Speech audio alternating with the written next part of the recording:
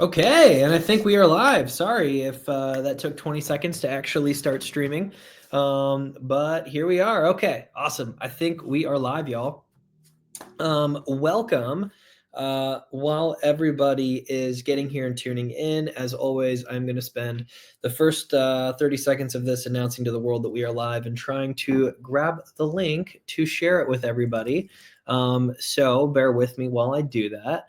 If you are here with us live, can you please let me know in the comments? I would love to see who is here with us. Would love to know where you're tuned in from. Yo, what's up, Ben? He was ready. I love it, man. Appreciate you, brother. That is awesome. Anybody else live with us right now? If not, I'm going to be making a couple of announcements here in a second. Some pretty exciting ones. I see we've got 2 people, almost 3 now. Okay, so guys, here we go. What's up, Patricia? Good to see ya. Anybody else here live with us? Let me know in the comments. We are going to get started here in just about 30 seconds. If you are watching this on the replay, welcome. What's up, Yasir? Good to see you. What is up, my friend? I hope you are not cold in Green Bay right now. Awesome. We are live. All right, y'all. Just got that posted and we are ready to rock. So, if you're tuned in live with us here, appreciate you being here. Happy New Year, Vlad. Good to see you, my friend. With that, let's go ahead and get kicked off. Today, we are here to talk about re-offer training. Okay, re-offer training. If you don't know what that is, basically, we're going to be talking about when you already have a property under contract and you want to go back to the seller and renegotiate it. For some reason, you've got new information, you've got a buyer contract, there's something going on, but how do we do that? How do we have that conversation? What are we doing there, right? And I do just have to give a quick shout out to my good friend John Kleisch. If you guys don't know John, him and his business partner Danny, they're based out of the Phoenix area. But John actually came in, trained me, trained our team. He's been a real estate investor a long time, been in sales a long time, but taught me how to reoffer before we started doing it. So I always like to give shout outs to people from places I've learned things. And John has been one of my best friends these past couple of years and somebody I've learned a ton from. So John, if you see this at all, appreciate you, brother. Now, with that, we're going to be talking about the reoffer training. Okay, going back to a property owner, renegotiating after you have a contract signed. Before we get too deep in, I know I'm teasing y'all. I've just got 2 quick announcements for everybody. I posted in the Facebook group here in Land Closers Academy about doing a double close training. So I did a little like everyone post. I'm sure that stuff gets drowned out, but I'm going to be doing that next week, Wednesday, 3 p.m. Central. Okay. So that is January 8th, I believe, at 3 p.m. Central. I'm going to go live. It'll either be here or on a Zoom. I'm not sure which one yet, but I'll let you guys know probably tomorrow. So people can start getting registered, but go ahead and block off your calendar for 3 p.m. I would block off 90 minutes. I know that's a long time, but I'm going to teach you guys everything I know about double closings from front to back. I've got some new stuff I've been working. So if you were one of the 45 people that commented on my post that said you wanted to learn about double closes and how to do them in 2025, 3 p.m. next week, I'm going to be doing that training. The only other announcement I have is if you are a paid member of the Land Closers Academy, so if you are in the inner circle or you coach with me one-on-one, if we are actively working together in sales training, we are going to be doing a private free event. So if you're a paid member, this will be a free event. It'll be a private event. I am trying to post this in all the places so people don't miss it. I'll reach out to everybody in the community as well. But February 28th, I know that's soon. I have some travel in March, so I wanted to make sure I got that out. But we're going to be doing a free event here in Dallas. Your acquisition managers are welcome to come. We're going to be doing sales training for a couple of hours. And then we are going to finish off by pounding the phones together and doing deals live. Okay.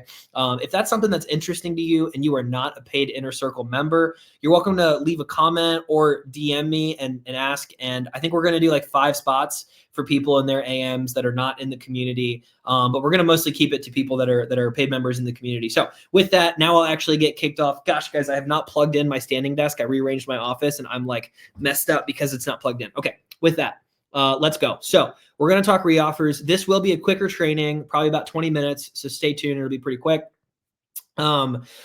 But like I said, this is when you've got a contract with a seller and you need to go back and renegotiate. Now, the reason I'm doing this is because I see a couple pain points with investors that are trying to learn how to do this, trying to debate whether they keep doing a deal. Okay.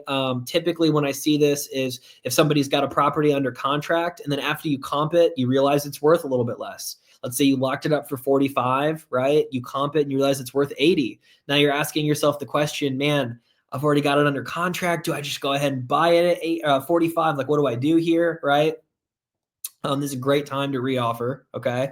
Another one that I see often is you just find something in due diligence that makes it worth a little bit less. I mean, guys, let me know in the comments if you've ever done DD and you found out, oh gosh, it's north of the river instead of south of the river, so these comps aren't what I thought they were. Something nuanced like that. I know that's the type of stuff I talk about with my buddy Jerry a lot.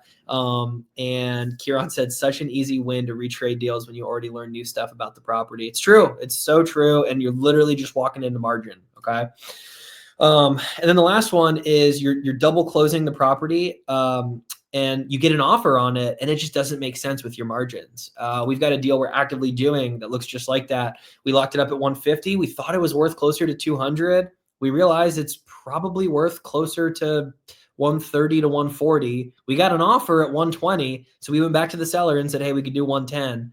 Let us know if it works, right? So we're going to talk through how we do that, when it makes sense, and how to make sure you're doing it ethically. Devin said, this is super timely. I have one or two I need to call back for this. Sweet. Well, then I will give you everything I got here, Devin. Now, I do just want to call out, we're talking about a few instances on when you should do reoffers. I also want to talk about when you should not do reoffers, okay? I see a lot of investors that do them just for the sake of like milking margins, right? I've even heard some say it like as much as like letting it bake at title and then going back and offering them less. Guys, I think that's slimy. Like you're giving us a bad rep.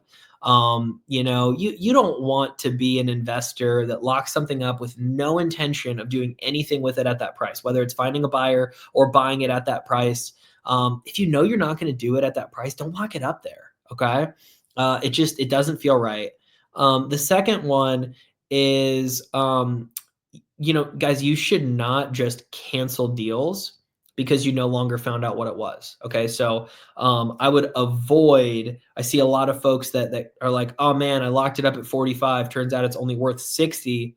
Don't just cancel that contract. This is a perfect opportunity for a reoffer. Somebody already trusts you. They trust you so much that they took steps forward to sign a piece of paper that says, yes, I will sell you this piece of land that I own.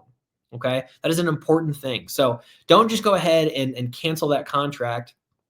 You don't know what's going on in their life. You might be able to still buy it for 30 or reoffer on terms and end up double closing it, right? So there's different things you can do there. And do not, please, please, please do not just do the deal because you feel bad for the seller, okay? I had at least one of these early in my career. I remember, this isn't exactly the same scenario, but I'm going to tell the story anyways. I remember it was 2021, and back then I was flipping a bunch of lots out in Palm Bay, Florida, Brevard County. Katie said, very timely. F2 trying to navigate myself. Perfect. Sweet. You're going to love this, Katie. So I remember I sent out blind offers, and this was back when blind offers just came back signed, right? We love 2021. And so it came back signed, but it was at 91.50, and I comped the lot and it was worth 20. And back then I didn't think those numbers were good enough to take down the deal. And so I reoffered them down to $5,000. And they said yes, right? I had another one just like that, same numbers, same subdivision. The big difference was I included a piece of the subdivision that had gravel roads. And so instead of being worth 25, they were worth about 20. I bought another one in that subdivision at 63.50 or 64.50 after a reoffer. So, and you tell them, right? So we'll talk about the actual scripting about it here in a second. But the point being, there are situations where it just makes sense. Okay. So we're investors. We need to make our money. That's just the reality of this business. I always say we run a for-profit business. Treat it as such. Okay. So now let's talk about timing. When should you make your reoffer? Okay. Typically, it is right after you find out some form of new information. Okay, now keep in mind, guys, I'm a big proponent of let's figure out the most ethical way to make our reoffer. For me, that is like right after I find out new information for the most part. There's a few nuances when we wouldn't, but here's an example, right? The example I just talked about, the delta for me was it was on a gravel road instead of paved, and that brought the valuation down from 25 down to 20. And back then, the way I ran my model, I wanted to lock stuff up at 45 cents on the dollar or less, okay? Regardless of if that's right or wrong, I had a model. That's how I bought. And so that's what I did. So I'm in due diligence. I'm comping. I'm speaking to realtors. The property's worth less than you thought it was originally when you got the contract signed. Okay. So if I find that out, I want to make my reoffer as soon as I find it out, as soon as I have this new information and I'm confident in my new comp, my new evaluation of the property. So there's two things there, right? Because what I don't want to do is reoffer more than once. What I don't want to do is go back to the seller and then lock it up and then cancel, right? And so I want to be number one, I've got to have a new piece of information. And number two, I got to know what my new evaluation is based on that information. Okay. So for me, that was, oh gosh, it's got a gravel road. I'm looking at comps on gravel roads. It's worth 20 instead of 25. What am I comfortable offering knowing it's worth 20? Boom, here's my number. Okay.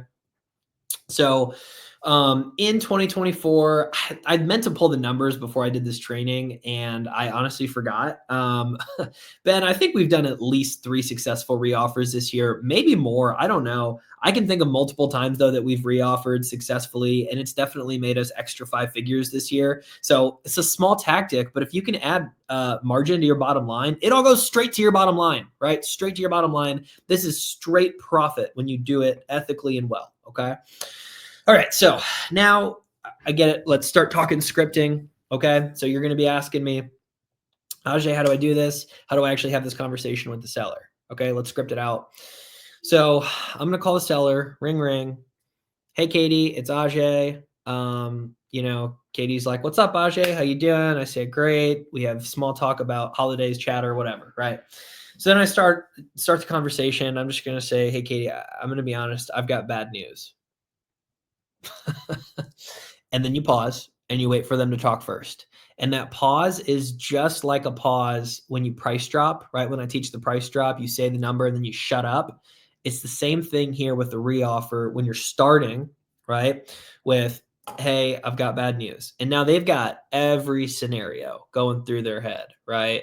Oh God, what's wrong with my property? They're about to cancel. What do I do? Whatever. And so they're going to say whatever first, what's going on, what you got, like, what's up, right? And then I get into it.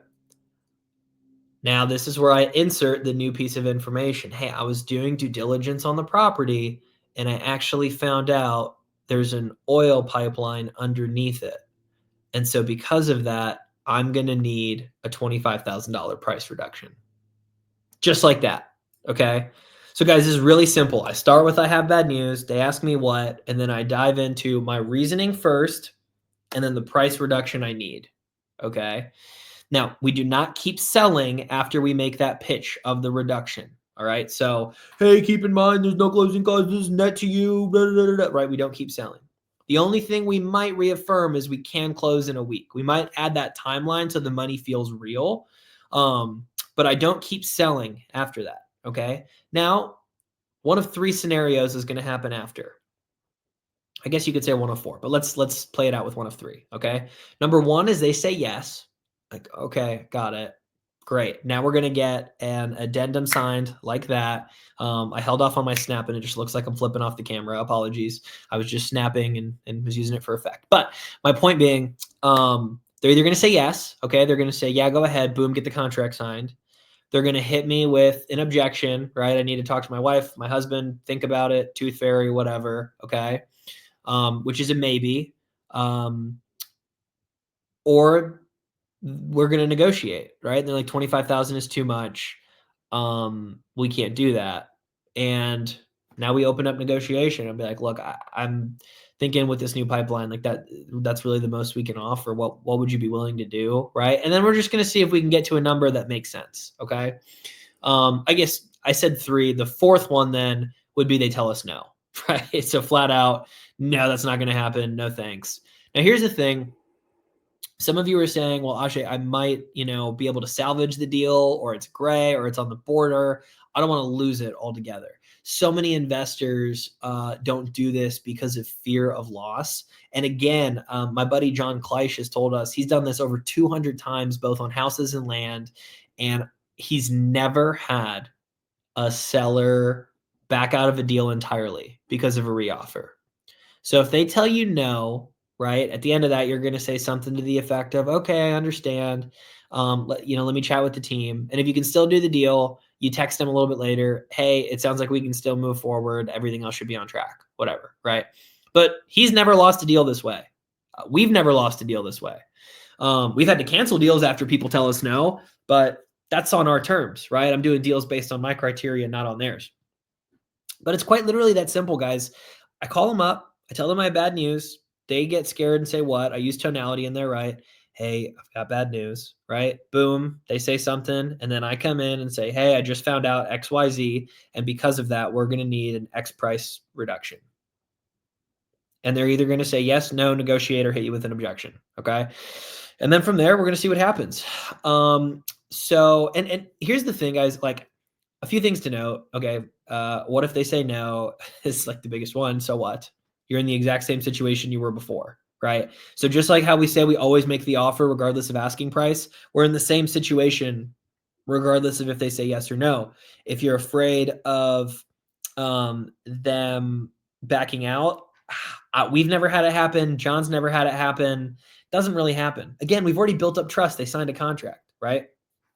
Now, here's the one piece that I also want to add for the 16, 17 people that are still watching is here's what's really cool is let's say you were at a flip price and it was going to take 30 days.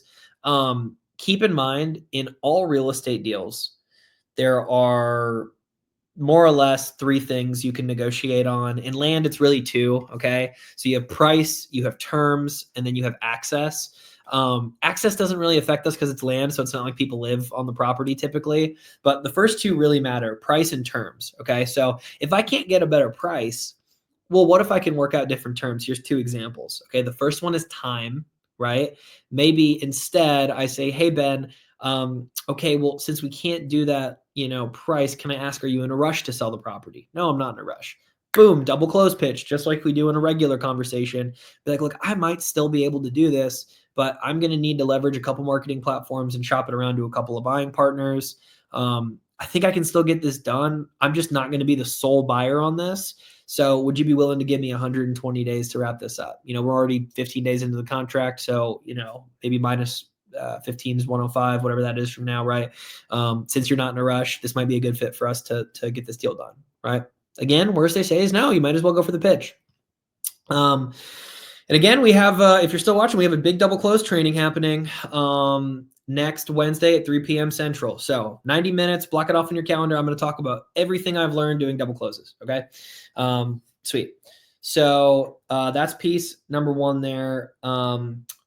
Piece number 2 on terms is the ability to buy on owner finance.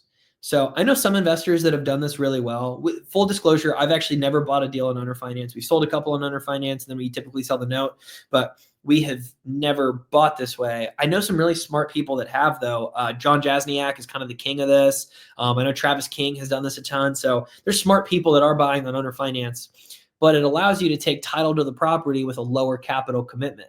So let's say now it's 65%, 70% of market value. Again, you just pitch, guys. Like the whole thing about sales is finding a solution that makes sense, right? What's their problem? Do they need money? Are they done with the property? What problem does it solve? How do I solve that problem? And what's a way for me to solve that problem where we both win, right? Based on this price, I can only take so much risk, right? I perceive that price as higher risk. So for me to be able to buy something at that price, I need to do X, Y, Z, right? I either need more time, different terms, a different price, et cetera, et cetera, et cetera, right? So I mentioned this was going to be a pretty quick training. I'm looking at my doc here. I think those are high level my notes on all things reoffer worthy. I mentioned this at the beginning. For those that came in a little bit later, I'm going to mention it again. If you are a paid member of the Inner Circle, we are doing a free event for you and your partners and your acquisitions manager on February 28th here in Dallas. I have not sent out all the info yet because it is fairly new. Kaylee is going to get out a RSVP form to everybody in our private Slack community, and we'll post some stuff in school as well. So with that, guys, let's transition into some Q&A. What questions do you guys have? Let me know in the comments. I'm looking at them on my other screen here. Would love to see what questions you guys have about reoffers and reoffer training.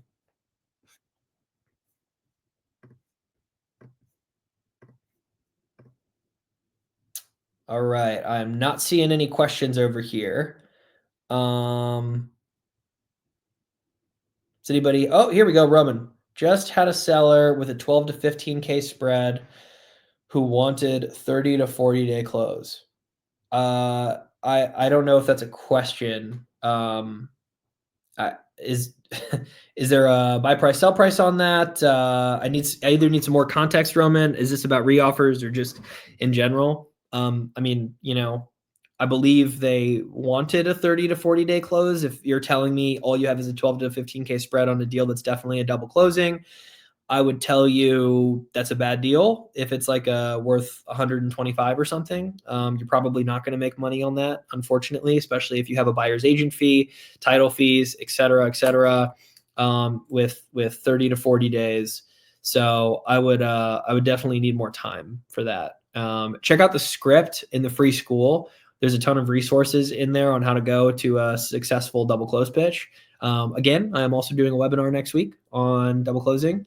Roman said on a text campaign. Okay, that makes sense. Yeah, again, I would say if that's a double close, I don't know what your sale price is. That makes a big difference when we're talking spread. So yeah, man, hope you're able to lock it up. I hope that's a win. If it is, congrats. If it's a question, I would say ask for more time, because 30 to 40 days is not a long time unless it is flip worthy. If that property is worth less, then that'd be great. Devin said, how would you deal with a hang up in this situation? Would you call back or put them in a sequence back in the deal board? So Devin, we've never had anyone hang up on us. I think it's a great question because it's not an unrealistic scenario, but I can't imagine a seller out there that's already under contract with you who just hangs up blatantly. I think most sellers would tell you no and try to get you off the phone quickly if it was like a firm, hard line in the sand for them, but they would not just hang up on you. Now, if that were to happen, right? So that's me saying it's probably not going to happen, but in like the 1 in 100 chances it does. Yeah, okay, then we've changed our mind. Again, people normally don't just like click. It might just be like, hey, that's not going to work for us. Ideally, you keep dialogue going. But if they hang up, I would get my bearings straight first. What can I do with the deal? What can I offer? Right? If there's a negotiation piece there, awesome. Right? If it's just like, okay, I might be able to do this, but I'm going to need more time. Well, then I'd get them back on the phone. Right? So just like be prepared for whatever move you need to make. But like if you need to cancel, okay, then send them a cancellation. Let them know via text, hey, I got to get you a cancellation doc so I can get my escrow money back. Right? If you have a reoffer pitch in mind with either terms or price or time or whatever, I would say, hey, there might actually be a way we can get this thing to the finish line. Do you have another 5 minutes to chat? They're not going to be super excited. If they hung up on you, like they're not the type to be super enthusiastic to get back on with you. But yeah, I would just come in and be ready to swing, I wouldn't be super hopeful, but I'm still going to make my pitch. I'm still going to go for the ask. I'm still going to make the offer. Good question though, Devin. Good question. Anybody else? Any other questions on all things reoffer related? Sweet. Katie said, I had a buy for 125, ghosted me, and reoffered 115. They accepted. Have until 212 to lock it up. Self-marketing for 159. Have a lot of interest, but nothing formal. It's on the MLS as you can list with equitable interest and already extended. Oh boy. Okay. Yeah, that's a tight one, Katie, because if we're looking at a 212 close, you more or less have 10 days to find a buyer, right? I would say two things. She said, oof.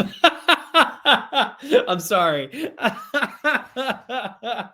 You have two options, okay? The first thing I would tell you is if you do not think you can get more time, which would be my first approach, right? Can I get more time from the seller? Hey, I'm going to need another 15, 30. Again, I would always start with a big ask, right?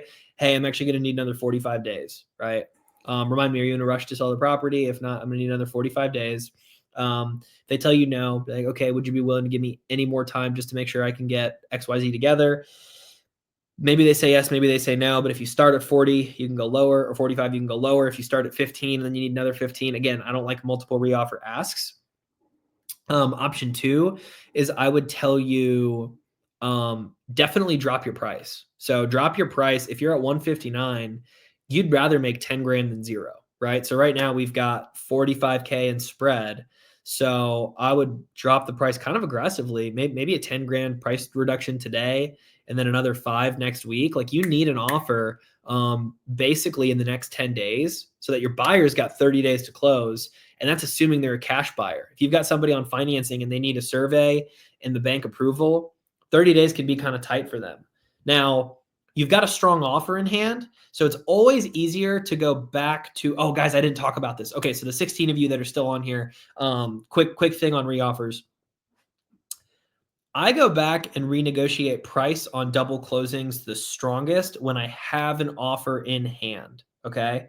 And the reason I do that is I don't like reoffering on price more than once. So if I have a buyer that comes to me, in your example here, Katie, so if you've got a buyer and let's say you're under contract at 115 and a buyer comes in at 120, that spread sucks. You're not making money on that. Right. So I would come back and I would probably reoffer like 100, right? Just so that you make a margin that makes sense to do a deal.